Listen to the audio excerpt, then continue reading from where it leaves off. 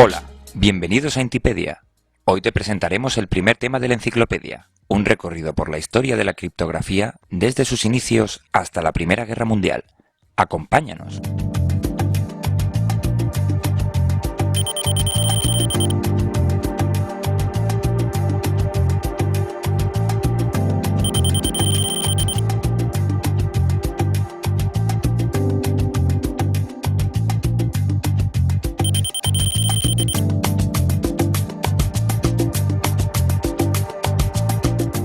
Hoy en día la criptografía está muy presente en nuestro mundo. Así, acciones tan cotidianas como hacer o recibir una llamada desde un teléfono móvil, pagar con una tarjeta de crédito o débito, sacar dinero de un cajero, conectarnos a un ordenador introduciendo una contraseña, etc., hacen uso de técnicas que se aposentan en esta ciencia. ¿En qué momento inventó el hombre estas técnicas y cuándo empezaron las sociedades a emplearlas? ¿Cuáles fueron sus primeros usos? Creo recordar que la respuesta está en los orígenes de la escritura. En efecto, Bernardo, la escritura es, en opinión de muchos, el invento más importante de la humanidad. La escritura permite dejar constancia de hechos, opiniones, ideas, etc., salvando distancias temporales o espaciales. De este modo, permite el progreso del conocimiento y el avance de la civilización. Sin embargo, tras la generalización y desarrollo de la escritura, se constató los peligros que conlleva su lectura por personas ajenas, ideándose los primeros sistemas de protección de lo escrito. Es verdad. Es más, creo recordar que habitualmente la información a proteger se conoce como la información en claro, y cuando a esta información se le aplica un procedimiento de cifrado, se habla en este caso de información cifrada. Solo el destinatario que posea una información privilegiada denominada clave criptográfica o simplemente clave podrá revelar la información cifrada. Así es, históricamente tenemos que remontarnos a Esparta, donde se diseña hacia el siglo V a.C. el primer método sistemático de cifrado. Este consistía en un bastón sobre el que se enrollaba en espiral a modo de venda una estrecha cinta de cuero. Tras ello se escribía a lo largo del bastón el mensaje. Al desenrollar la cinta solo se apreciaba una larga ristra de letras sin sentido, que solo se recobraba tras volver a enrollar la cinta sobre un bastón de igual diámetro que el primero. Este diámetro era la clave.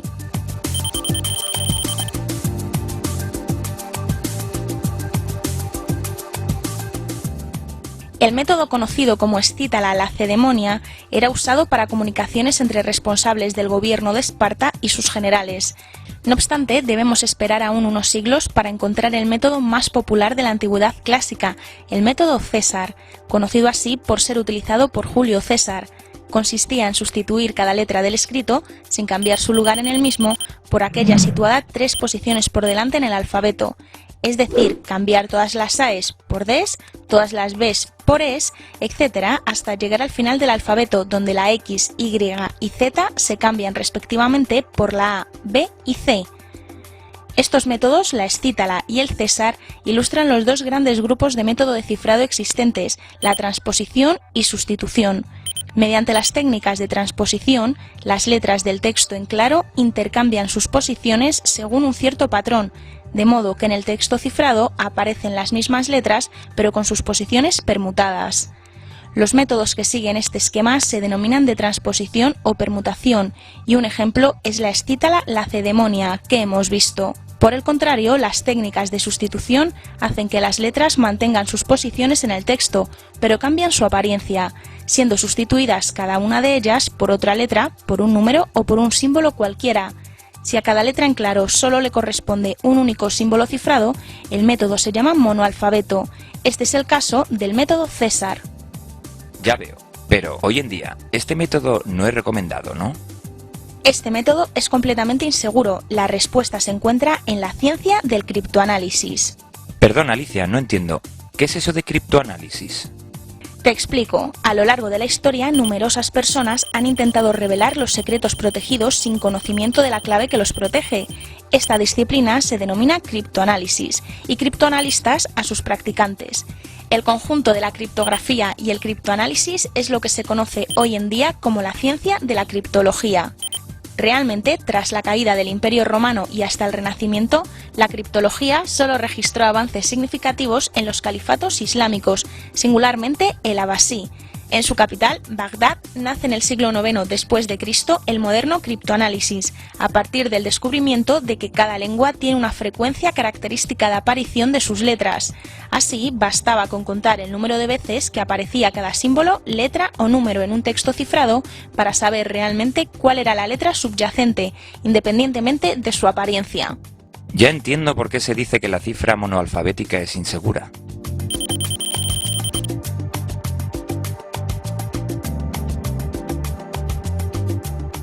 Obviamente, a partir de este momento los cifrados monoalfabéticos estaban rotos, habiendo ganado los criptoanalistas la batalla a los criptógrafos.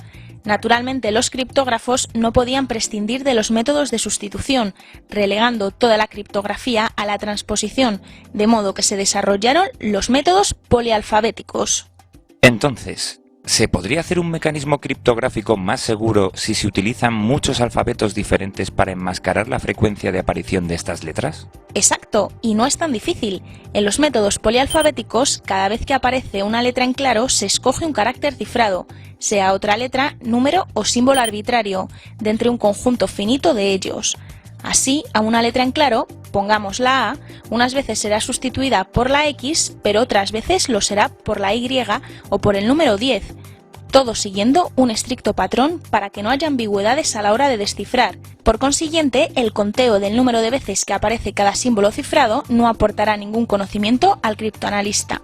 ¿Y qué sistemas polialfabéticos fueron los más conocidos?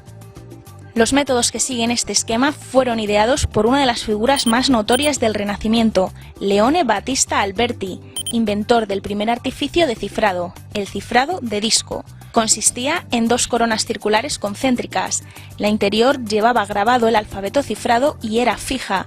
La exterior llevaba impreso el alfabeto en claro y podía girar sobre su centro. Así, cada letra del alfabeto en claro se correspondía con otra del alfabeto cifrado, pudiéndose cambiar esta correspondencia al girar la corona exterior.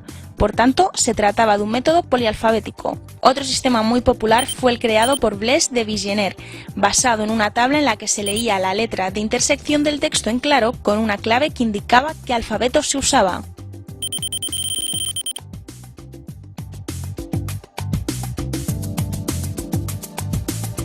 Alicia, ¿es cierto entonces que la consolidación de la escritura secreta fue un instrumento imprescindible de poder en la creación de los estados modernos, la comunicación entre ejércitos y la presencia de embajadas permanentes? Así es, se crearon los secretarios de cifra, responsables del cifrado de la correspondencia entre reyes, ministros y embajadores, así como de criptoanalizar la correspondencia intervenida de otros estados.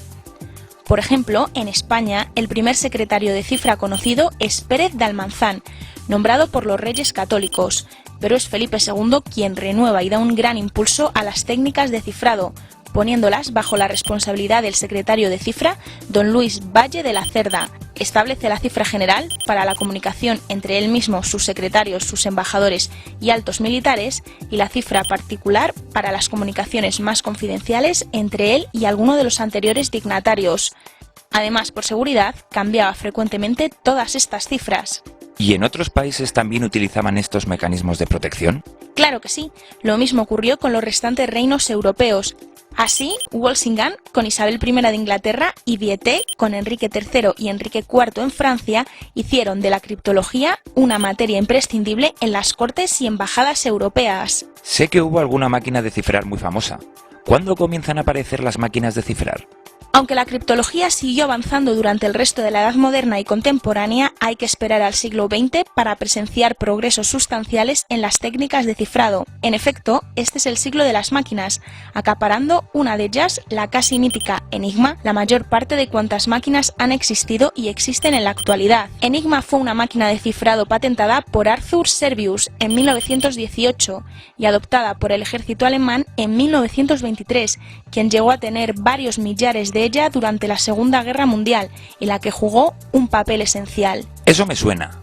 Los alemanes aprovecharon la Guerra Civil Española para probarla en situaciones bélicas, para lo cual dotaron de varios ejemplares a las tropas rebeldes. Cierto, la historia de esta máquina y su uso es apasionante. Ya tendremos tiempo de estudiarla en detalle.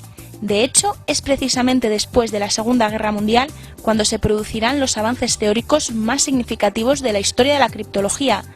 Por ejemplo, en 1948, Claude Shannon establecerá las bases teóricas de la criptología, pero este es otro tema. Bueno, Alicia, creo que por hoy ya es suficiente. Tienes razón, Bernardo, ya seguiremos en otro momento. En la web de Intipedia encontrarás un documento con información complementaria sobre este apasionante tema. Hasta el próximo vídeo, adiós. Hasta pronto.